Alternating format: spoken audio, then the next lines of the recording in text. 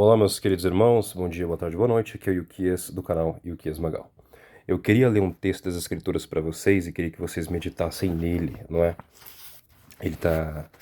É um texto muito conhecido, mas eu queria trazer para vocês a interpretação desse texto que se encontra aqui no livro de Lucas, capítulo 22, versículo 7, que é sobre o último Pesach, né? A última Pesach do Mashiach com seus Talmidim, com seus discípulos.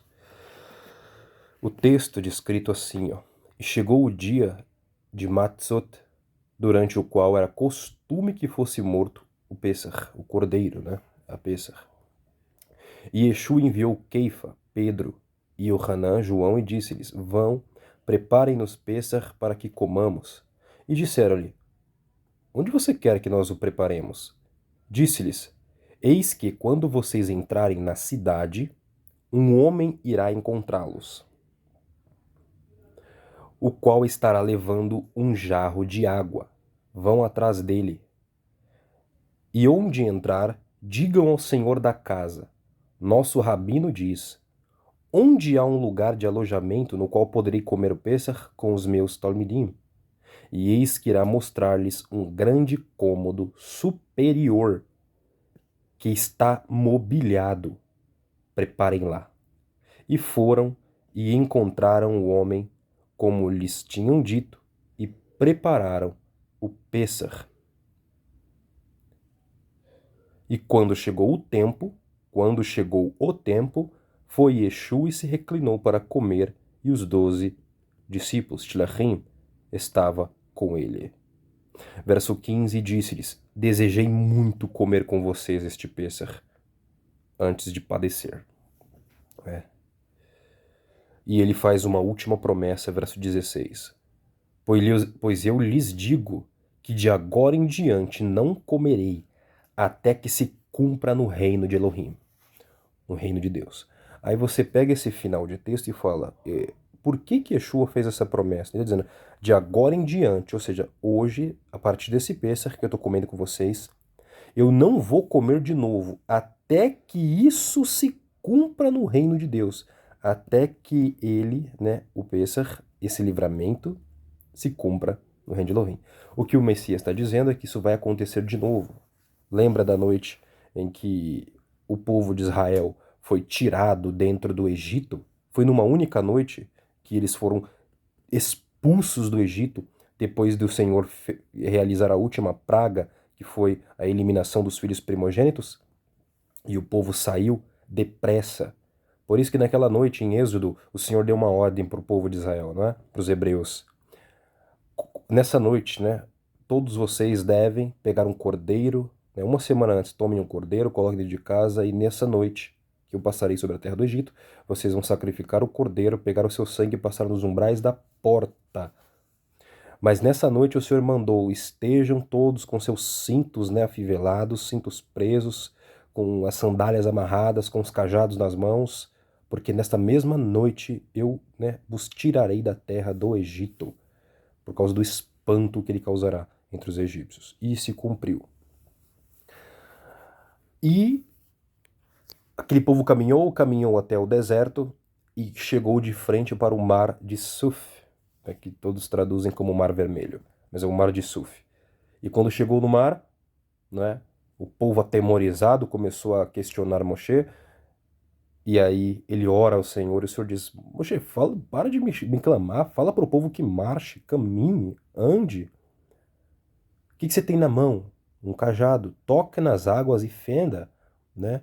Abre o mar e caminhe por meio dele. E foi o que aconteceu. O Senhor abriu o mar e o povo atravessou o mar em seco e chegou até o outro lado, até a outra terra, livres de seus inimigos para sempre. Como o Senhor prometeu, daquele dia em diante, os egípcios que vocês viram, nunca mais vocês os verão novamente. Cumpriu a promessa. Do mesmo jeito, Yeshua estava dando uma mensagem aqui para os seus discípulos e para nós. No último Pêssar, antes dele padecer, né, o Mashiach, antes do cordeiro ser sacrificado, porque ele é o nosso cordeiro, ele pediu para os discípulos, os seus mais chegados, João, Pedro, preparem o Pêssar para nós, vão a uma casa, uma cidade, vocês vão encontrar um homem com um jarro de água nas mãos, vão atrás dele. Só que naquela época não é costume, né? Um homem não carrega jarro, não era trabalho masculino, era uma mulher. Então isso foi muito específico para aquela região, tá bom? E para aquele momento, para aquela ocasião. Então era algo tão específico e tão singular que a forma que o Senhor fala com os discípulos, eles vão e encontram esse homem, né? O que mostra que era realmente profético. E aí, isso, né, os sábios, né, das escrituras cristãs, os estudiosos, vão falar que, como Yeshua nasceu, tá, no período zodiacal, né, lá nos céus, nós estamos na era de peixes. Por isso que o símbolo do cristianismo, desde o seu princípio, é um peixe. Não sei se vocês percebem, né? O peixe é o símbolo cristão. Porque Jesus nasceu em peixes e a era cristã é a era de peixes. Por isso que o domínio cristão no mundo foi avassalador e ainda permanece. Mas o Senhor está dizendo que qual é o símbolo, né? Qual é a próxima era depois de peixes? Que o povo da nova era tanto espera e anuncia, o pessoal de Dáquila, o pessoal aí que adora os aliens, né? Que acha que eles vão vir salvar a humanidade, eles estão esperando a nova era, que é a era de Aquário. E a era de Aquário, o símbolo da era de Aquário é um homem carregando um jarro de água e derramando esse jarro de água. O que Yeshua está anunciando para os discípulos é, olha, vai ser na virada de era. Quando entrar nova era no mundo, que não é mais a que nós estamos, então, então vai se cumprir isso desta noite. Vocês se encontrarão comigo no cômodo superior. Por que tinha que ser numa casa e num cômodo superior? O Senhor estava dizendo que o nosso pêssar com ele não vai ser nessa terra, vai ser no cômodo superior, vai ser lá em cima. Nós vamos atravessar o mar novamente, o mar de cima, não é? E vamos nos encontrar. Inclusive, o texto de Zacarias, né? Muitas pessoas leem Zacarias e não compreende quando está descrito lá, poxa, mas fala que ele virá, né? Os seus pés estarão sobre o monte das oliveiras, seus pés estarão sobre os montes das oliveiras. O monte, né? O monte das oliveiras. Significa que ele vai vir naquela região. O Senhor, ele volta sobre Sião, porque está escrito, de Sião virá o libertador, tá? Então, geograficamente, realmente, o lugar do sinal do Filho do Homem será em Jerusalém. É de lá que ele vai vir, no centro do planeta, e toda a terra verá o sinal dele. Normal. Mas ele não vai reinar em Jerusalém. Ele não vai ficar nessa terra corrompida, nessa terra que pertence ao maligno, nesse exílio. Ele virá, e como está escrito em 1 Tessalonicenses capítulo 4, do 16 em diante, tá? Assim como está escrito em, em Mateus, né, nos ensinos das parábolas dos fins dos tempos, como está escrito das virgens, como está escrito que ele diz, né, dos bodes, das ovelhas, como está escrito que Yeshua diz também, tanto em Mateus, Marcos e Lucas, que ele enviará, veremos o sinal do Filho do Homem nas nuvens, e ele enviará os seus anjos com rijo clangor de trombeta, que ajuntarão seus escolhidos dos quatro cantos da terra, e os levará, tá bom? Então nós vamos nos reunir com ele, como Paulo diz, nos ares. Nos encontraremos com o Senhor para sempre e estaremos com ele para sempre nos ares. Não é para sempre na terra. Não existe isso. Apocalipse, ele vai trazer um estudo maravilhoso de Apocalipse, tá? Que é. As pessoas estão esperando aí um milênio. Na verdade, irmãos, existe muita interpolação nos textos históricos, tá? Inclusive, esse entendimento no primeiro século dos discípulos, dos cristãos ali mais próximos dos discípulos, nunca existiu esse entendimento de um reino milenar, de um milênio na Terra, tá? Esse entendimento não existe entre eles. Isso é uma coisa mais, digamos assim, moderna, né? Mas muito mais moderna do que o habitual. Tanto é que, né, o contexto de 1000 anos trata-se ali do que? A prisão do maligno, que no meu entender, tá, irmãos?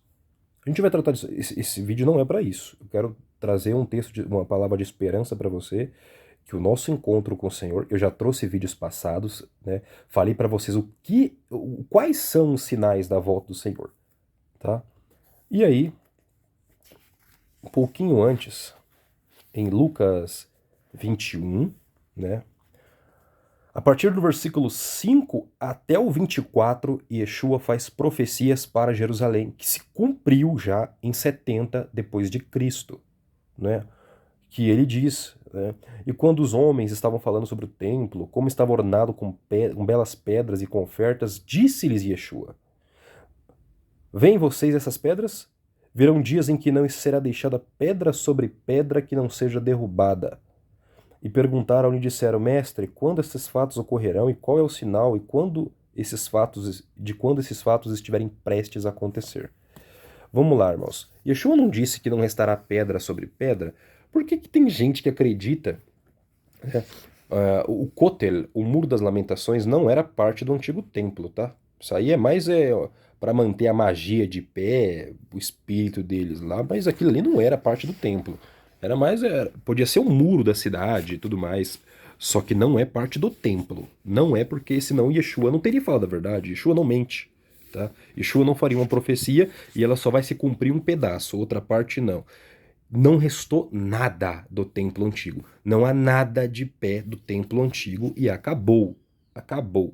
Judeu pode falar o que for, pode trazer o estudo que for. Aquele lá, aquele Kotel não é parte do antigo templo e ponto final, tá? Então você vai ter que escolher, ou você crê no Messias Yeshua, ou você acredita nos historiadores e os judeus do seu tempo, tá? Isso não é uma crítica ao judaísmo e aos judeus, tá? Eles são o povo do Senhor, os nossos irmãos, e ora, né, vai chegar o momento, o Senhor vai lidar com eles, e vai chegar o momento que eles vão o reconhecer e também serão salvos, né? Então fiquem tranquilos com isso. Mas aquele coto ele não é parte do antigo templo. Segundo ponto, não é? E disse-lhes: Vejam, para que não sejam enganados, o Senhor está dizendo. Pois muitos virão em meu nome e dirão: Eu sou Mashiach, e o tempo se aproxima. Mas vocês não devem ir atrás deles. E quando vocês ouvirem sobre guerras e tumultos, não temam, porque esses eventos estão preparados para ocorrer primeiro, mas ainda não está chegando o fim.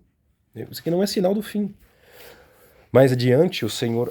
Desculpa, eu estou segurando o celular, né? Então, eu não tenho muito. Tem uma mesa aqui para colocar. Mas vamos lá. E aí ele coloca, né, todos esses fatos vão ocorrer, e depois ele diz, então, os que estiverem, verso 20, e quando virem Jerusalém rodeada por um exército, então saibam que se aproxima a sua destruição. E então os que estiverem em Judá devem fugir para as montanhas, os que estiverem dentro delas devem fugir, e nas vilas não entrem nelas, porque estes são os dias de vingança para que tudo que está escrito seja cumprido. Mas ai daquelas que estiverem grávidas, que amamentam naqueles dias, e que haverá grande tribulação na terra, e ira contra este povo. E cairão o fio da espada, e serão levados cativos para toda a região, e Jerusalém será pisada pelos gentios, até que sejam cumpridos os tempos dos gentios. Texto encerra aqui para Jerusalém. A profecia de Jerusalém se cumpre em 70 depois de Cristo. Jerusalém é completamente destruído, o povo judeu, grande parte, é eliminado, perde suas vidas ali, né? E a outra grande parte é espalhada pelo mundo, e estão espalhados pelo mundo até hoje. Até hoje. O exílio continua, não mudou nada. Aí no versículo 25 é como se ele vai entrar em uma outra profecia. Aí ele diz, olha só, não é que ele está cortando, uma coisa não tem nada a ver com a outra, mas é que agora Yeshua vai dar os sinais da sua vinda. E haverá sinais no sol, e na lua, e nas estrelas, e tribulação das nações sobre a terra. Irmãos, eu estou lendo isso aqui na Peshita, em aramaico, tá? Eu estou lendo isso aqui na Peshita. Então, digamos que são os textos mais próximos, assim, da linguagem que os discípulos e Yeshua falavam. É claro que Jesus, ele falava outros idiomas também, tá? Isso é nítido, porque os historiadores comentam sobre isso, porque ele conversava com outras pessoas de outras nacionalidades, e por causa do diálogo dele com Pôncio Pilatos. Pilatos não falava aramaico, né? Nenhum romano ia se preocupar em falar a língua do povo judeu. Ele estava nem aí com os judeus, tá? Por isso que havia Herodes, que era um rei vassalo de Roma, que falava o hebraico, o aramaico, era convertido ao judaísmo, mas falava o latim, né, o grego, e então ele seguia as ordens de Roma e aí seguia dessa forma. Agora, Yeshua tem diálogo com vários romanos, com soldados, com gregos e com o próprio Pilatos em particular. Não existe alusão a intérprete, nada. Yeshua falava, provavelmente, Yeshua falava além do aramaico, sua língua materna, ele falava hebraico por causa do serviço do templo, que era muitos judeus falavam as duas línguas, mas Yeshua falava provavelmente o egípcio, porque ele morou lá, né, tinha conhecimento da língua egípcia, e Yeshua falava provavelmente o grego, porque era a língua mais forte no Mediterrâneo por conta que Israel era uma grande cruzada ali, uma encruzilhada para a economia mundial, para o Mediterrâneo, da Ásia para a Europa, para a África. Então ele podia provavelmente falar o grego e talvez falava também latim por conta da conversa dele com Pilatos. Mas é provável que o Pilatos falava grego também, então pode ser que a conversa ocorreu em grego entre os dois. Então sim, Yeshua ele era poliglota, né? Era um homem muito culto, muito inteligente. Agora, o texto da Pshita ele vai trazer uma tradução interessante, que aqui não está muito diferente dos textos gregos, tá? Porque os gregos eles partem daqui para as traduções, não estão errados. Mas diz, ó, haverá sinais no sol e na lua e nas estrelas, e tribulação das nações sobre a terra, e aflição através da assombrosa voz do mar. Então, voz do mar, né? O mar vai gritar naqueles dias. Provavelmente tem coisas debaixo do mar lá escondidas nos oceanos, por causa do aquecimento das águas, por causa da inversão do campo magnético, coisas serão reveladas para os homens que vai aterrorizar o mundo. Que está dizendo no versículo 26, nas traduções gregas vai dizer que, né, e terror, né, virá terror sobre os homens desmaiarão de terror. Mas na Pshita está escrito, e um tremor. Na tradução dos textos aramaicos seria, e um poder, uma força que tira a vida dos filhos dos homens, a partir do medo que está preparado para vir sobre a terra, e serão abalados os poderes dos céus. Ou seja, vai vir sobre os homens um poder, um tipo de força, de dentro da assombrosa voz do mar, que tira a vida dos filhos dos homens, a partir do medo que está preparado para vir sobre a terra.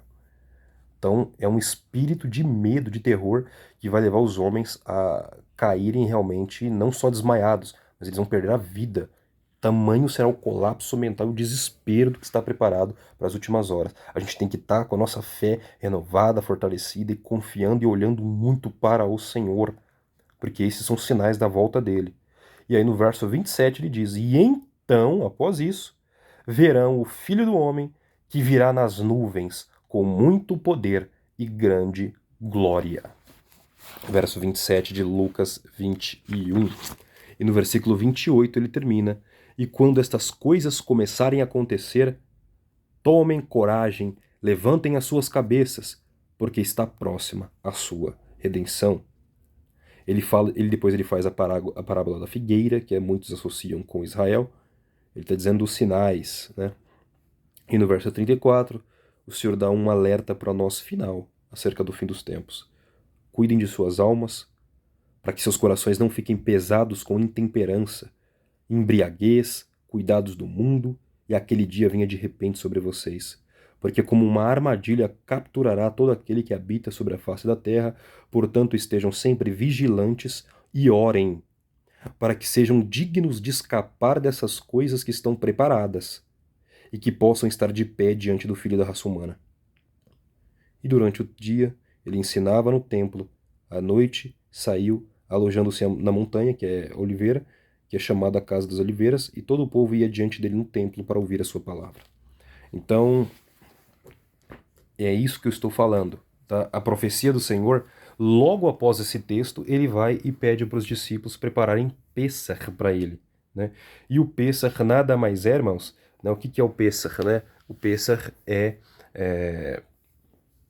vai ser numa casa, e ele faz alusão a um homem segurando um jarro, que não era costume, né? Não era normal esse tipo de trabalho para um homem, mas acontece porque ele queria passar uma mensagem para as gerações futuras de quando seria sua volta, não é? Ele não dá o dia e a hora exato, mas ele diz que vai ser nessa nova era que vai entrar, que o mundo está esperando uma era de glória, mas que não vai ser glória nenhuma, vai ser terror sobre a terra, vai ser dia de juízo, mas para nós seremos levados por ele para a grande ceia, o grande e último Pêssar. E esse Pêssar será diferente dos outros, porque nós não vamos comemorar nossa saída do Egito. Nós vamos comemorar a nossa saída do exílio, que é essa terra, e nós vamos voltar para o nosso lar eterno, onde nós somos criados com Mashiach desde a fundação do mundo com ele. E viemos para esse exílio para sermos provados, e os que vencerem retornarão para lá. Este sim é o verdadeiro Pêssar. Aquilo que nós vimos na Torá é sombra das coisas que nós estamos vivendo e que vamos viver no fim de todas as coisas. Em nome de Yeshua HaMashiach, de Jesus, que você seja abençoado com essa palavra. Shabbat Shalom a todos. Força, Hazak, que Deus os abençoe.